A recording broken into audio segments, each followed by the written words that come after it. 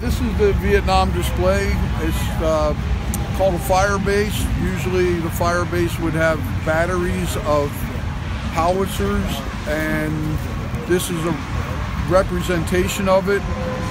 We also have soldiers in different attire because there were so many different parts of being in the military. Everybody's kind of, some people are like special forces or special operations. There was all kinds of things like that in Vietnam.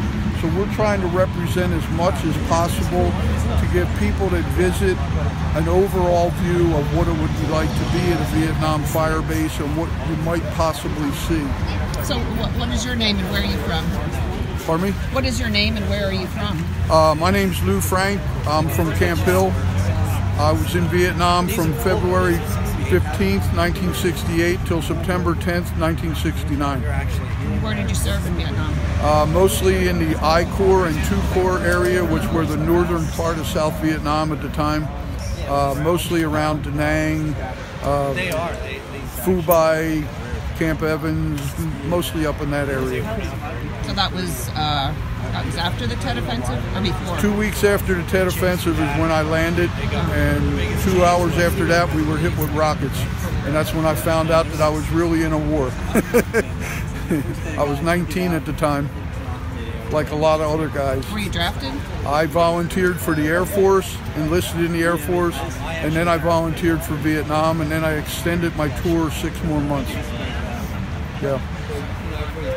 So what do you hope people learn about the Vietnam War through these types of events? I hope people learn that when you see soldiers and any military, that you can't be angry at them for serving their country. You should be angry at the politicians for making bad decisions. But, you know, what you'll learn here is more about how we lived, how we, things that we did as far as for entertainment, because there wasn't a lot of entertainment. A lot of guys tried to avoid thinking about what they were doing, and we would talk about like cars and high school and all that kind of thing, because we were young and we wanted to go home. So. Did you play a lot of cards?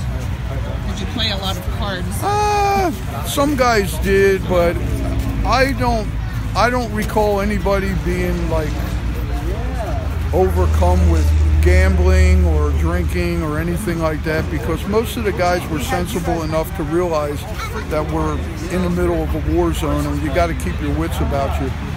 So pretty much all the guys I knew were pretty good guys. I mean, we were all pretty much, we just wanted to make sure we all got home, so we watched out for each other. So what was this it was called a pillbox over here, or what oh, the guard tower, observation tower, there's maybe other names. That would be, you would see, I saw them all over Vietnam. Obviously they're very good observation posts, because you want to be able to look out as far as you can to see if the enemy's sneaking up on you. They were just so were they in the jungle? Like on no, mostly around bases, okay. But like especially around a fire base like this, they would be in strategic location to be able to get the best possible view of any place where they might think enemy might come from. So yeah, they were all over, mostly around bases. And you have howitzers over here. Is that what else do you have here on display? Well, we have the 2 howitzers. They're 105 millimeter howitzers, 2 different variations. This one that you're looking at is the one that was first used. It's a little heavier. This is an M37.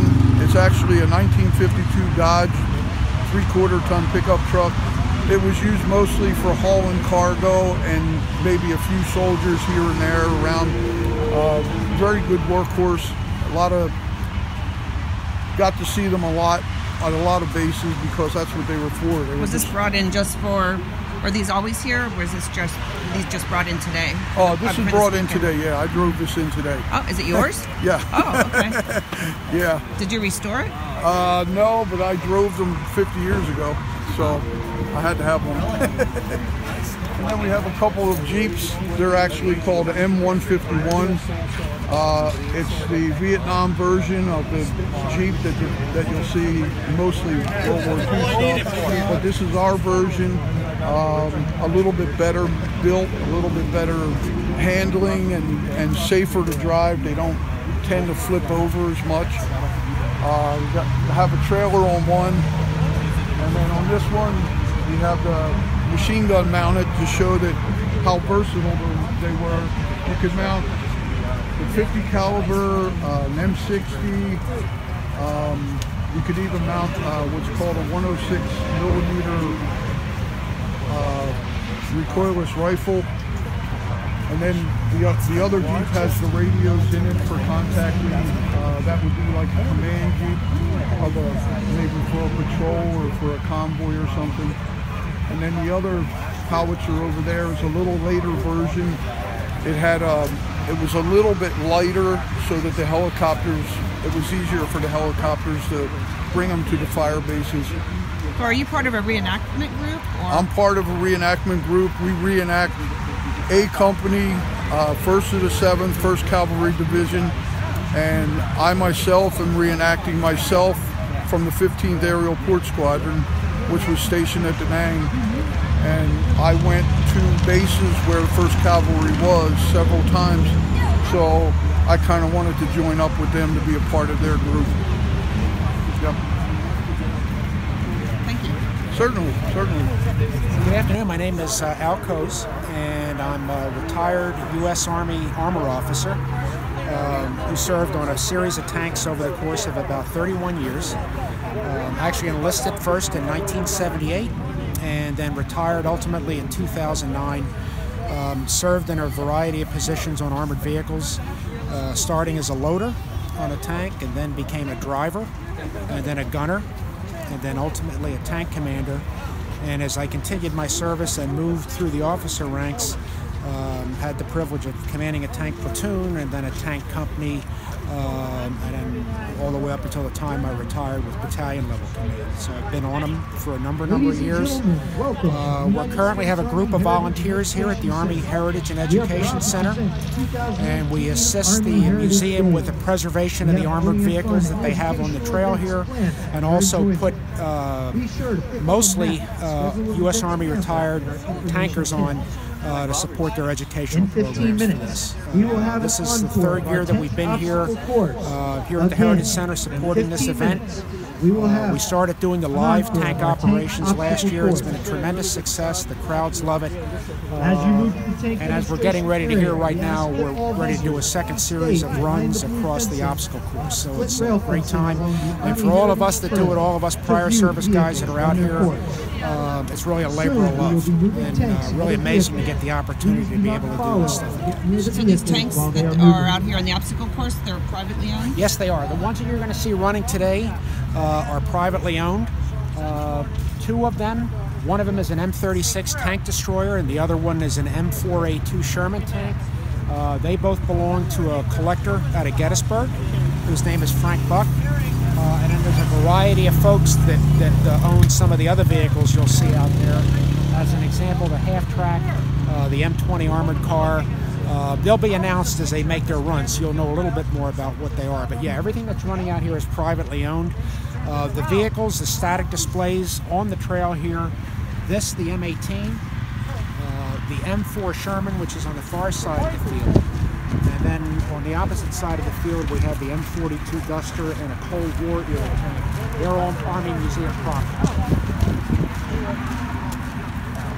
So was it, I would assume it was very cramped and very noisy and... Yeah, all the above, but I mean the ergonomics over the 31 years that I was in, I mean it kind of improved a little bit over the years, but still it's pretty cramped in here. And, actually I've had the opportunity to get in some of the latest models of the tanks that are out there, and because of all the computer equipment and situational awareness stuff, it's even more cramped than I think they were before. So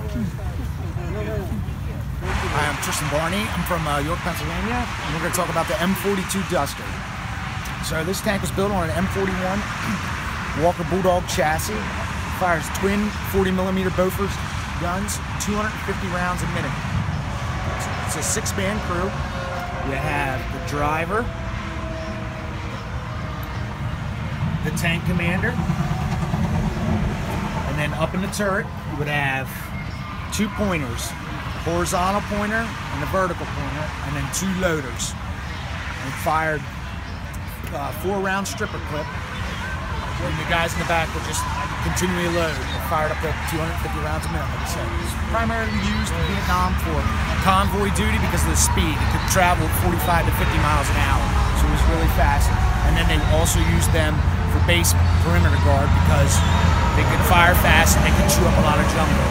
So they were there until like about 69, 70, and then they were pretty much gone by then. But There'd be 4 people on here, did you say? Six-man crew. 6-man crew. Yep. And again, this is a what? It's an M42 Duster. Well, this wasn't the largest tank. No. This was designed as an anti-aircraft tank during Korea, but it never saw service in the Korean War. And by that time, it was already too slow because it couldn't keep up with jet aircraft. So the 40mm Bofors goes back to World War II.